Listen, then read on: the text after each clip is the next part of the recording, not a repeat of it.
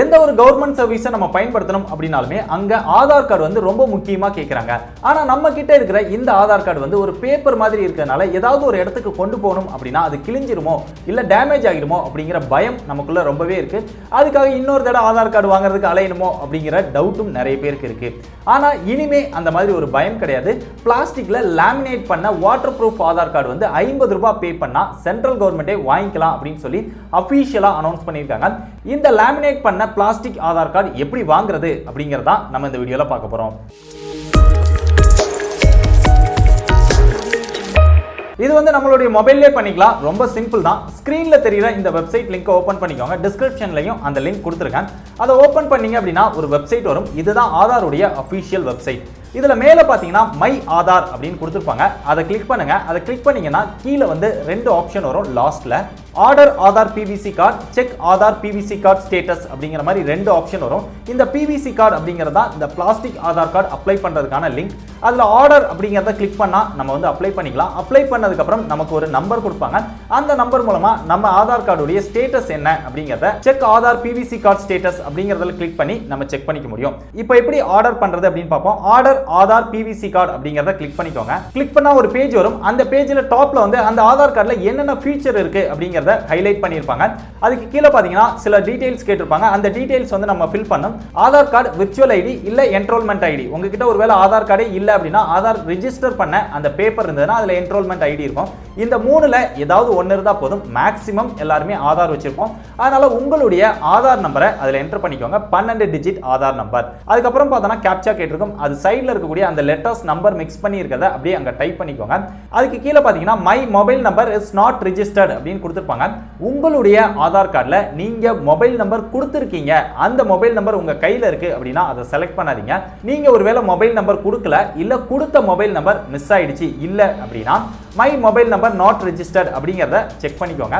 Check பண்ணீங்கன்னா உங்களுக்கு வேற ஒரு மொபைல் நம்பர் கொடுத்து ஓடிபி என்டர் பண்ணிக்க முடியும்.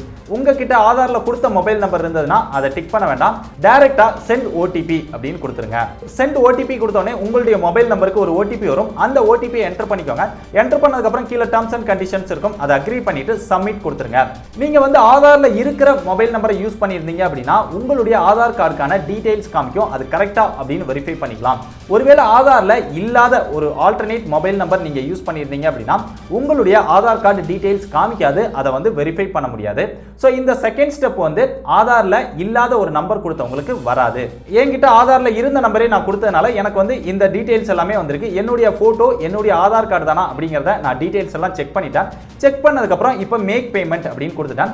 நீங்க ஆதார்ல இல்லாத நம்பர் கொடுத்தீங்கன்னா டைரக்டா பேமெண்ட் போய்டும். இப்போ வந்து நம்ம 50 ரூபாய் பணம் கட்டணும். பணம் கட்டுறதுக்கு credit card, debit card, net banking இல்ல யூபிஐ எதுல வேணாலும் பே பண்ணிக்கலாம். நான் யூபிஐ மூலமா பே பண்றேன். 50 ரூபாய் இப்போ பே பண்ணிட்டேன். பே பண்ணதுக்கு அப்புறம் டிரான்சாக்ஷன் சக்சஸ்ஃபுல் அப்படின்னு வந்துருச்சு. என்னுடைய டீடைல்ஸ் எல்லாமே வந்திருக்கு. அதுல எஸ்ஆர்என் அப்படின்னு சொல்லி ஒரு நம்பர் கொடுத்திருக்காங்க. இந்த நம்பரை வச்சு தான் நம்மளுடைய ஆதார் கார்டு ஸ்டேட்டஸ் என்ன அப்படிங்கறத நம்ம செக் பண்ணிக்க முடியும். சோ இதுல வந்திருக்க டீடைல்ஸை நீங்க ஸ்கிரீன்ஷாட் எடுத்து வச்சுக்கோங்க இல்ல போட்டோ எடுத்து வச்சுக்கோங்க. அதுக்கு கீழே டவுன்லோட் பேமெண்ட் ரிசிப்ட்னு இருக்கும். அதை நீங்க கிளிக் பண்ணியும் டவுன்லோட் பண்ணி வச்சுக்கலாம். அதுக்கு கீழேயே ஸ்க்ரோல் பண்ணி பாத்தீங்கன்னா செக் ஸ்டேட்டஸ் அப்படின்னு வரும். அதன் மூலமாவும் நீங்க டீடைல்ஸ் என்டர் பண்ணி செக் பண்ணிக்கலாம்.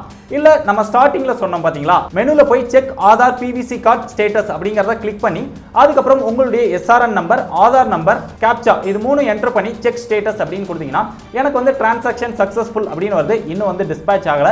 உங்களுக்கும் டிரான்சாக்ஷன் சக்சஸ்ஃபுல் அப்படின்னு வந்துருச்சுன்னா உங்களுடைய டிரான்சாக்ஷன் சக்சஸ்ஃபுல் ஆயிடுச்சு.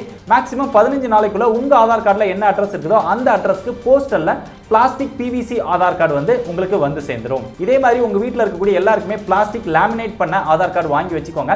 ஸோ இங்கே டிராவல் பண்ணும்போது ரொம்ப சிம்பிளா ஏடிஎம் கார்டு மாதிரி நம்ம எடுத்துட்டு போய்க்கலாம். ரொம்ப யூஸ்ஃபுல்லா இருக்கும் அப்படின்னு நினைக்கிறேன். இந்த வீடியோ உங்களுக்கு ரொம்ப யூஸ்ஃபுல்லா இருந்தது அப்படின்னா மறக்காம இந்த வீடியோ லைக் பண்ணிக்கோங்க. எல்லாருக்கிட்டயுமே ஷேர் பண்ணிக்கோங்க.